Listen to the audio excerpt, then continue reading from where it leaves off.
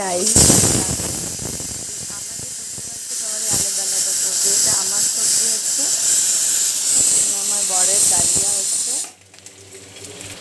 এইটা একটা ডাল হয়েছে, আর এইটা হচ্ছে আলু বেগুনের সবজি। যে আলু বেগুনের সবজি খাবে সে ডাল খাবে না, যে ডাল খাবে সে আলু বেগুনের সবজি খাবে না।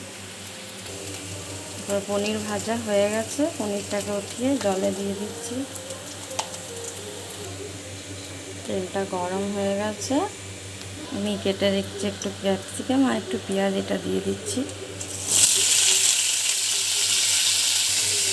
হালকা নুন দিয়ে দিচ্ছি, একটু আদা জিরার পেস্ট আছে দিয়ে দিচ্ছি।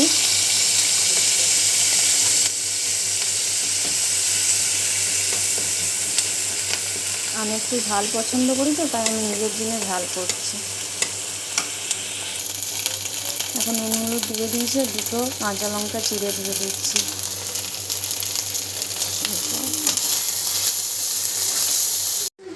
তারপর এটা এবার পিষে নেবো, পিষে পরে দিয়ে দেবো এটাতে। এরপরে এটা হয়ে গেছে, এরপরে পেস্ট করে রেখেছি এটা দিয়ে দিচ্ছি।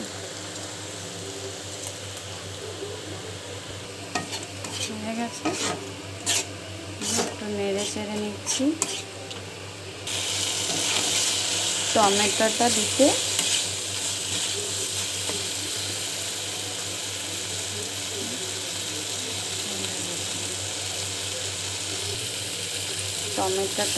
ভুলে গেছিলাম, ওপর থেকে দিয়ে দিলাম।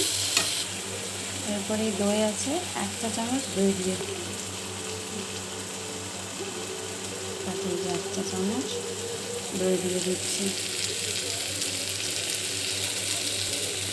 আর একটু দিয়ে দিলাম। এরপর একটু নেড়ে চেড়ে দিচ্ছি।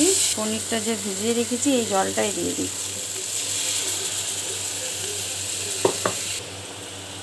এরপর এগুলো সব দিয়ে দিচ্ছি।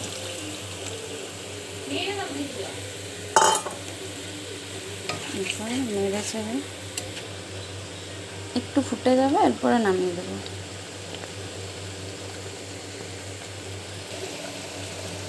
হয়ে গেছে, এরপর নামিয়ে দিচ্ছি। কমপ্লিট হয়ে গেছে রান্না।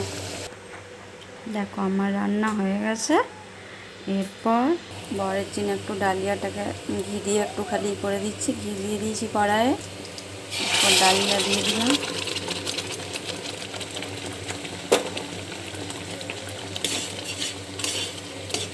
ডালিয়াটা ফুটছে। এরপরে সব শেষে ওই যে ছোলার ডালটা আছে, এই জিরা শুকনো লঙ্কা দিয়ে ফোড়ন দিয়ে দিচ্ছি।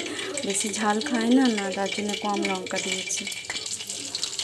এটা ফোড়ন দিয়ে দেবো, মানে এটা বেশি ঝাল না খাবার জন্য। এতবেলা রাতের রান্না, দিনেও এমনি রান্না হয়। এই যে ডালটা হয়ে গেছে, এই ডালটা দিয়ে দিচ্ছি এটাতে। এইটাও কম ঝাল রান্না, এইটা খাবে 2 জন। যে বেগুন আলুর সবজি খায় না, 2 জন খাবে। এটা আমি একাই খাবো না, সবাইকে একটু করে দেব। এইটা একজন খাবে, মানে এটা আমার জন্য হলো। এইটা খাবে 2 জন।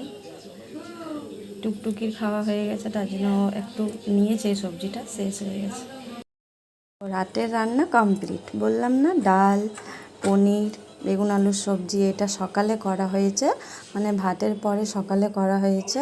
কেন কি আমার শাশুড়ি মা বেশি লঙ্কা খায় না, তাই জন্য ও আগেই করে নিয়েছে রাতের খাবার জন্য। এটা ডালিয়া হয়েছে, এটা আমি খাবো, এটা আমি আর আমার বর খাবো, কিন্তু একটু করে দেবো সবাইকে। আর এটা আমার ভাসুর, মানে আমার দাদা, ও ঝাল খায় না, তার জন্য ওর জন্য ডাল হয়েছে। আর এই যে রুটি করা হয়ে গেছে, আর এই যে 2টো রুটি আমি ছোট্ট ছোট্ট আমার বৌমাতার জন্য করে রেখেছি। একটু পুড়ে গেছে, কেমন হয়েছে বলো সবাই কমেন্টে। Good night. এই যে খাবার নিয়ে নিয়েছি, এরপর আমি খাবার খাবো, কেন কি আমার খিদে পেয়ে গেছে না, তার জন্যে।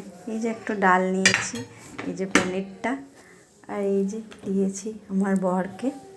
হয়ে গেছে, এবার খেয়ে নিচ্ছি, ঠিক আছে? আমাদেরকে খেয়ে পরে বলবো কেমন রান্নাটা হয়েছে, ঠিক? খাওয়া দাওয়া কমপ্লিট।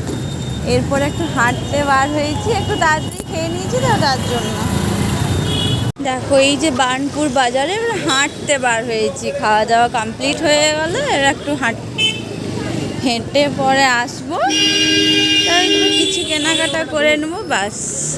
এই যে বার্নপুর বাজারে কত ভিড়, ট্যাঁ ট্যাঁ ট্যাঁ ট্যাঁ করছে এই সব টাইম। এই বাড়ি ময়দানের সামনে চলে এসেছি। এই যে দেখো বাড়ি ময়দান ঢুকবো, একটু চাও খেয়ে নিই, তারপরে চাটা খেয়ে পরে যাব বাড়ি ময়দান।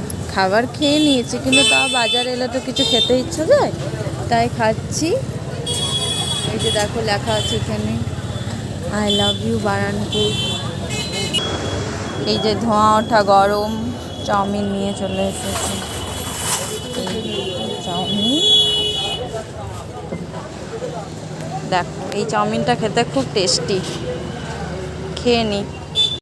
চাউমিন খাবার পর মায়ের কাছে চলে এলাম। মায়ের কাছে না এলে ভালো লাগে না। দেখো কি সুন্দর আমাদের মা কালী। এটা হচ্ছে বাড়ি ময়দানের মা কালী। বাড়ি ময়দান অনেক বড় হচ্ছে, কিন্তু এখন আর দেখাতে পারবো না, অন্য টাইমে দেখাবো, ঠিক আছে? দেখো আমাদের নন্দী মহারাজ বসে আছে, আর ওইদিকে সব ঠাকুর আছে, কিন্তু ওই ঠাকুরগুলো আর এখন যাব না, পরে দেখাবো। এটা শিব মন্দির হচ্ছে। সবাই বাইরে বসে আছে, আর এই যে একটু দোকানপাতি আছে, এইখানে একটু ঢুকবো। এই যে চায়ের দোকান চলে এসেছি, একটু চা খেয়ে নেবো। না না বসে বসে চা ঢুকে এসেছে। এরপরে এই কসমেটিকের দোকানে এসেছি, দেখি কি নিতে পারি, কিনে নিয়ে দেখাচ্ছি। এই যে এগুলো কিনে নিয়ে চলে এলাম বাজার থেকে। Good night.